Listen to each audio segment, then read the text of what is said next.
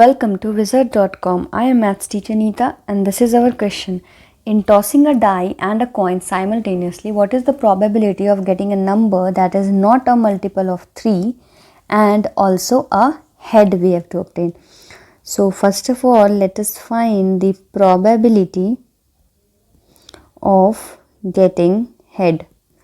So the probability of getting head, let's say it is represented by P of A, then we can get the probability by favorable case divided by the total number of cases. So favorable case here is 1 because either head will come or tail, but here we have to find out head.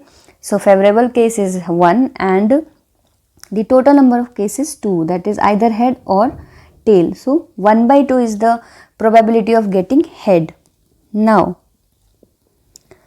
the number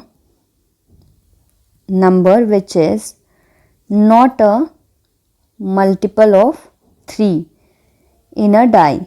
So in a die, those number can be 1, 2, 4 or 5 because 3 and 6 are the multiple of 3. But here we have to find the number which is not a multiple of 3.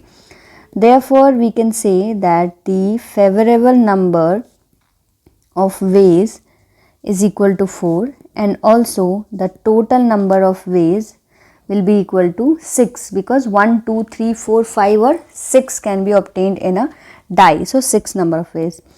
Therefore, we can say that the probability of getting a number that is not a multiple of 3, let's say PB is equal to favorable number of ways 4 by total number of ways is 6. So 4 by 6 can be written as 2 by 3 if we simplify it. Now what we have to find is probability of getting a number which is not a multiple of 3 and also a head. So this is if A and B are the two independent events.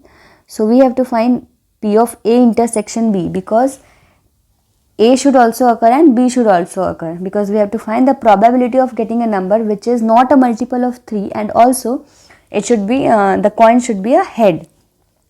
And since it is an independent event, so we can write P of A intersection B as PA multiplied by PB because both events are independent. Both are independent events.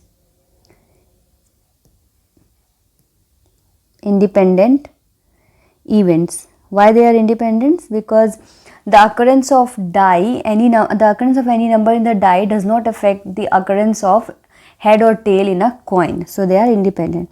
So probability of A is 1 by 2 and probability of B here is 2 by 3. Let's multiply this. So we obtain the probability of 1 by 3. So 1 by 3 is our answer, which is option B. Therefore, we can say that our answer is option B.